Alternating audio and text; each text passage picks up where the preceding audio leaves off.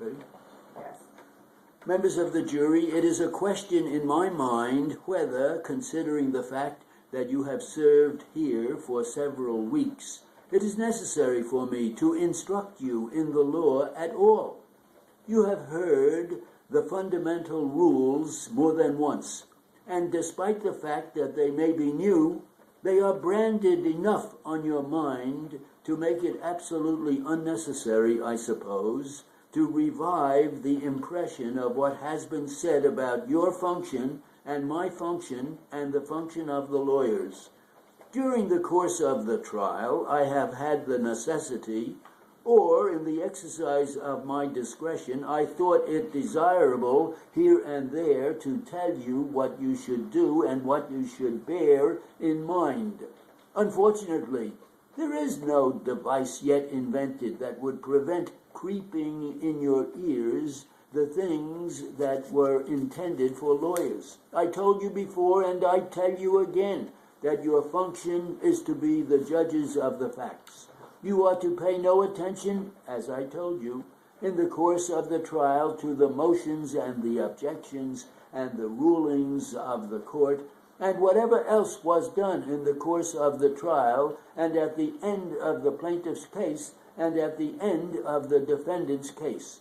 You are brought in here as men of the world, unvexed by the problems that lawyers and court have to grapple with, and you must take what I say, whether I am fallible or infallible, because I must be deemed infallible as to you.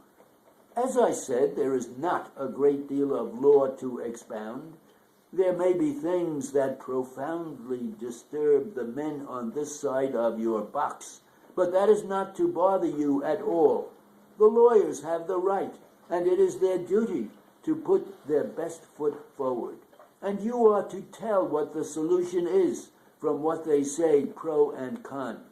They have the right to resort to whatever loopholes the law gives them with respect to the judge's charge and with respect to the legal attitude of their adversary. In the course of summing up, there may have been some things advertently or inadvertently said by either lawyer with regard to the law, but you are not to take that as gospel truth. Or are you to take what they say in regard to the facts, or what I say in regard to the facts?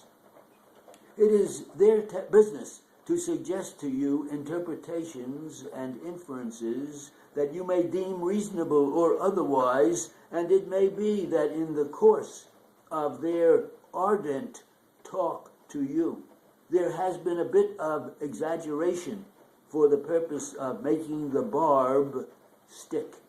That does not mean that they consciously want to distort the testimony, but whether they do or not, it is your business to understand the testimony. You are in the saddle, and you have the right to say that the lawyers and the judge are wrong about this statement of fact or that statement of fact. And you have the right to determine in your version of what was said here orally and what you interpreted from that and from the bit of written testimony here in the form of a statement and in the form of a blueprint what should be the terms of your verdict with respect to oral testimony. The burden of proof is on the plaintiff. You have heard that time and time again. It is one of our copybook expressions, and it is a fundamental thing and important for you to bear in mind. And the burden of proof is borne by presentation of a fair preponderance of the credible evidence.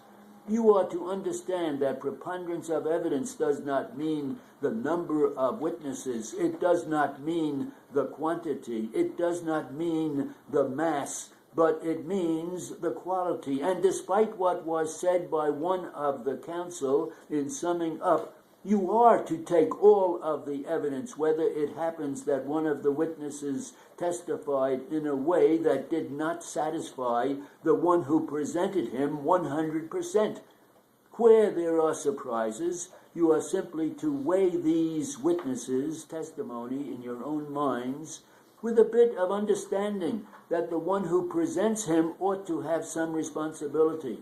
How much is for you to say? I do not care much about the technicalities in the presentation of witnesses. As I told you, you are to find out the truth.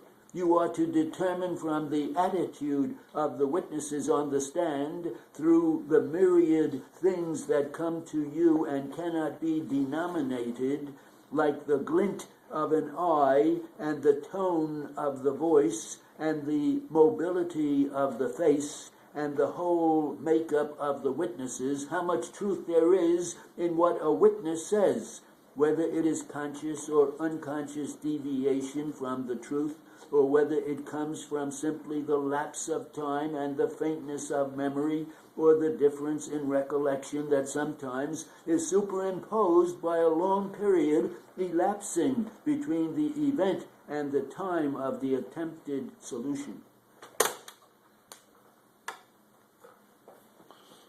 How fast was that? It was